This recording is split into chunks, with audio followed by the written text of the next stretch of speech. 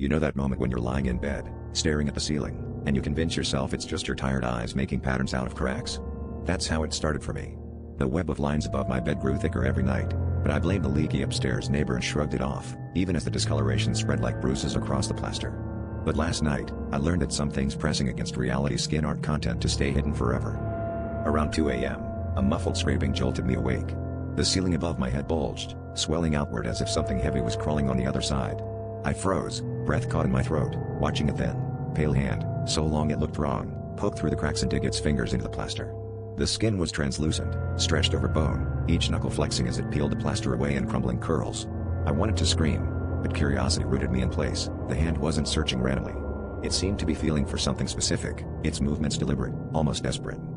As the hand groped lower, the air grew icy, and I felt a pressure building inside my chest, like the room itself was shrinking. My phone, lying forgotten beside me, buzzed with a notification, a message from an unknown number. Almost there. The hand paused, as if it sensed my realization, and then suddenly thrust deeper, its wrist writhing as if pulling at something embedded in the ceiling. That's when I noticed the shadow on the wall, not cast by the hand, but by a figure standing just behind the breach, a figure with my face, staring down at me with hollow, hungry eyes. I scrambled off the bed, but my limbs moved sluggishly, as if the air had thickened into syrup. The hand withdrew, taking with it a chunk of the ceiling, and a lock of my hair, torn free as I tried to escape. The last thing I saw before sprinting from the room was my own doppelganger, grinning as more hands emerged around it, each one searching, peeling, and reaching.